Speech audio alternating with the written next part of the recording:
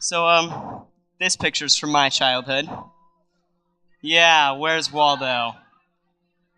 Oh, see him? All right, well, there's a man hidden in this picture, in case you didn't figure that out. And yeah, there he is.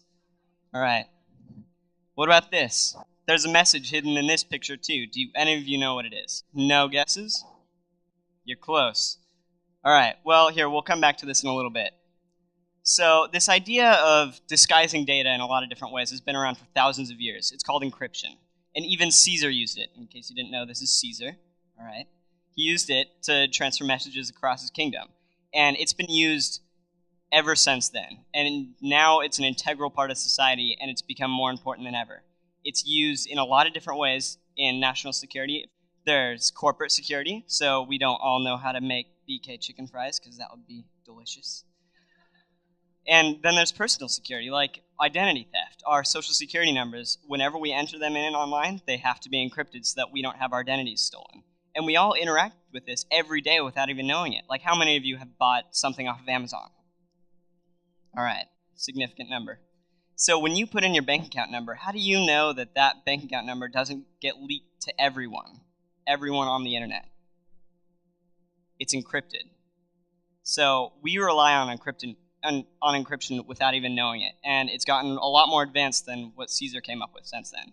So right now, we're actually using what's called an advanced encryption standard. And the way that works is that it uses bit matrices, which are a lot like Rubik's Cubes, in that if you were to take your message or whatever piece of data and put it on one side of the Rubik's Cube, you use an algorithm or a sequence of motions to scramble it, and then if you want to get your data back, you unscramble it. The problem is that I'm sure many of you know how to solve Rubik's Cubes without having to know the way it was scrambled, right?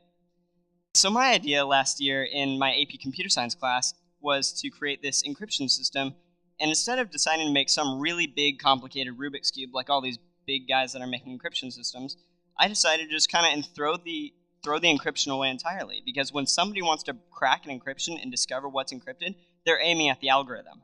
So my idea was just to take out the algorithm completely, and the way I did that was through pictures.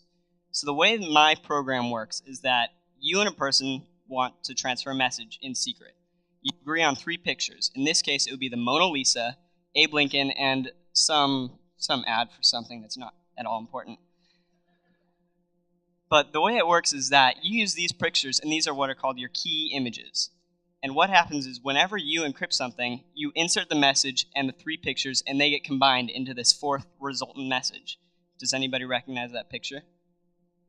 There you go. So the way this works is it spits out that message, and all you have to do is transfer this message across the world or across to whoever you want to send the message to, and all they have to use is these 3 pictures, and they can pull that message back out. So here's the message again. So now I've given you the idea. Does anybody know what this message means anymore? No. All right, so now I've given you the key pictures. Does anybody know what it is now? All right. Well, I'll show you how it works. So, 1 picture, 2 picture, and the 3rd.